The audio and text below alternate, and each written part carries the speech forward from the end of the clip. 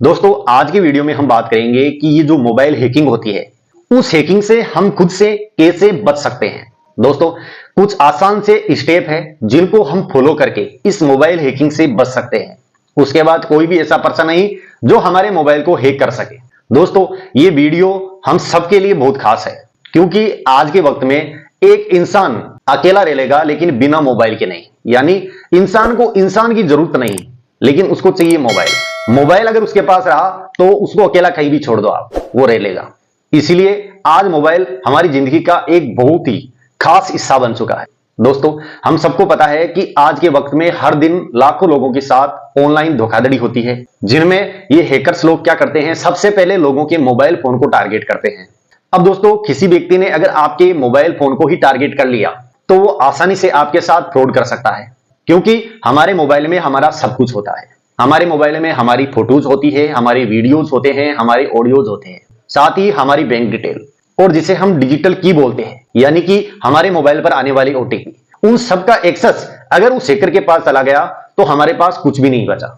तो ऐसे में अगर किसी ने हमारे मोबाइल फोन को हैक कर लिया तो फिर वो जैसे बोलेगा वैसे हमें करना पड़ेगा। दोस्तों यहां सवाल यह है कि हैकर्स किसी का मोबाइल हैक क्यों करता है। दोस्तों हैकर किसी का मोबाइल इसलिए हैक करता है क्योंकि वो ऐसी चाहत रखता है कि मैं जिसका मोबाइल हैक कर रहा हूं उसके मोबाइल में मुझे कुछ ऐसी फोटोज मिल जाए, कुछ ऐसे वीडियोज मिल जाए, कुछ ऐसे ऑडियोज मिल जाए जो उस व्यक्ति के पर्सनल हो। दोस्तों यहां पर्सनल के बारे में आप समझ जाना कि मैं कौन से पर्सनल फोटो, कौन से पर्सनल वीडियो, कौन सी पर्सनल ऑडियो की बात कर रहा हूं।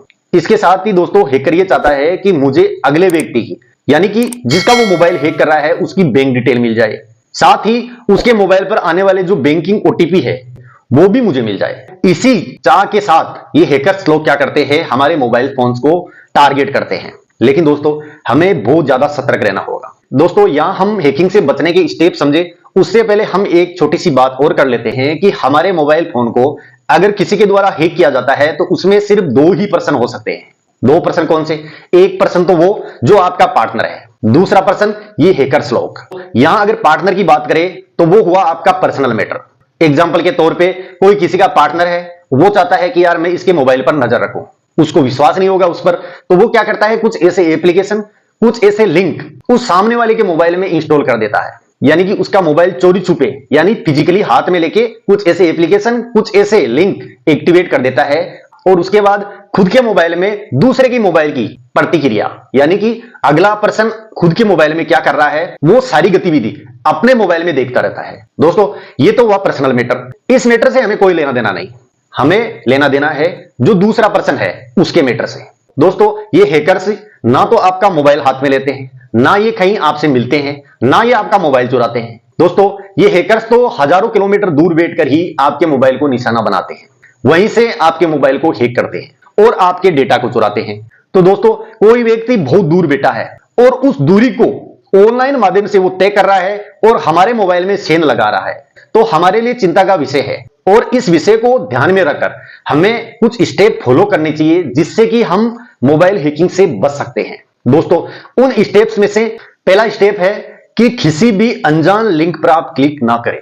दोस्तों आपके पास कोई व्हाट्सएप पर मैसेज आया जिसमें आपको एक ऑफर दिखाई दे रहा है, एग्जांपल के रूप में आपको दिखाई दे रहा है कि एक जूता है जिसकी एक्चुअल जो प्राइस है वो है 6000 रुपए, यहां जूते की जगह ड्रेस भी हो सकती है, और उस मैसेज में आपको दिख रहा है कि ये ऑफर के रूप में आपको मिल रहा है मात्र 1000 रुपए में, और वहां आपको एक लिंक दिखेगा।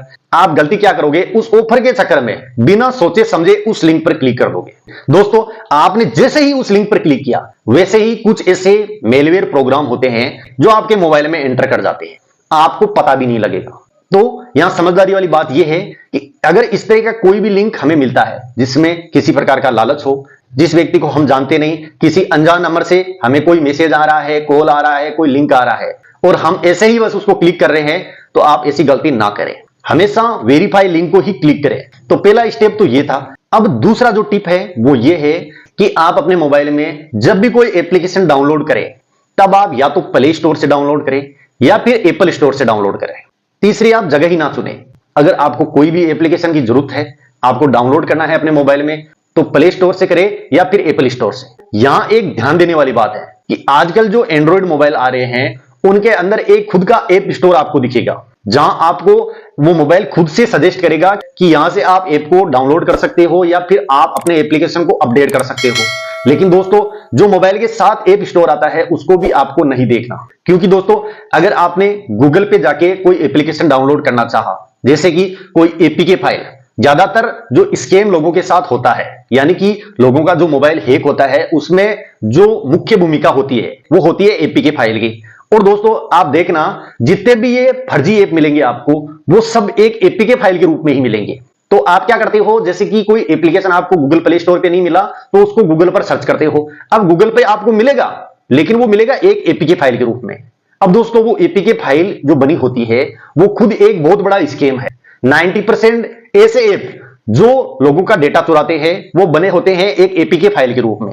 तो आप कभी भी कोई भी ऐप डाउनलोड करो अपने मोबाइल में तो सोच समझ के करो और एपीके फाइल के चक्कर में बिल्कुल भी ना पड़ो। इसी के साथ जो तीसरा टिप है वो है, आप जब भी किसी एप्लीकेशन या अपनी Google ID, WhatsApp, Instagram, Facebook, जो भी सोशल मीडिया साइट आप यूज करते हो, वहां अगर आप सुरक्षा के लिए कोई पासवर्ड सेट करते हो तो वो पासवर्ड आपको सोच समझ के एंटर करने हैं। पासवर्ड ऐसे होने चाहिए जो कि जटिल हो, यानी आपको याद रह सके लेकिन दूसरा पर्सन कभी भी ना सोच पाए कि यार भाई साहब इसके पासवर्ड ये हो सकते हैं। और दोस्तों आजकल सुविधा मिलने लगी है 2 फैक्टर ऑथेंटिकेशन की, यानी कि एक पासवर्ड के साथ दूसरा पासवर्ड और, यानी कि कोई भी हैकर अगर हमारी जीमेल आईडी चुराना चाहता है, हमारा कोई सोशल मीडिया अकाउंट चुराना चाहता है, तो वो क्या करता है, वो ट्राई करता है एक पासवर्ड की कि इस पासवर्ड को मैं एंटर करके इसके मोबाइल में घुस सकता हूं या इसका जीमेल चुरा सकता हूं, इसका सोशल मीडिया अकाउंट चुरा सकता हूं।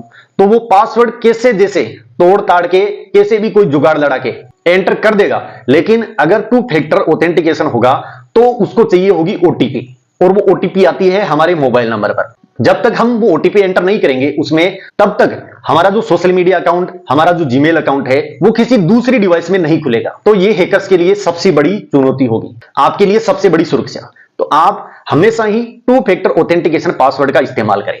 इसके साथ ही दोस्तों जो चौथी टिप है वो है कि हमारे मोबाइल में जो भी एप्लीकेशन होते हैं या फिर हमारे मोबाइल का जो सॉफ्टवेयर होता है, तो उनमें क्या होता है, बार बार हर 10 दिन से, हर 15 दिन से, मोबाइल को छोड़ दो, मोबाइल में 2 महीने से 6 महीने से, लेकिन जो भी एप्लीकेशन हम इस्तेमाल करते हैं उनका अपडेट आता रहता है। लेकिन हम लोग क्या करते हैं कि हमने कोई एप्लीकेशन डाउनलोड कर लिया मोबाइल में तो वो वैसे ही चला रहे हैं हम लोग, जबकि उस ऐप का जो निर्माता है, यानी उस ऐप की जो कंपनी है, उसने उस ऐप में एक नया अपडेट दिया है, आप उस ऐप को अपडेट नहीं कर रहे, पुराना जैसा चल रहा था वैसे ही चला रहे हो। दोस्तों यहां समझने वाली बात यह है कि ये जो कंपनियां बार बार अपने जो सॉफ्टवेयर होते हैं या अपने जो ऐप होते हैं उनको अपडेट के लिए हमें क्यों बोलती है, ये इसीलिए बोलती है क्योंकि ये कंपनियां क्या करती है, कुछ ऐसे बग्स ढूंढती है, कुछ ऐसी कमियां ढूंढती है और उन कमियों में सुधार करती है।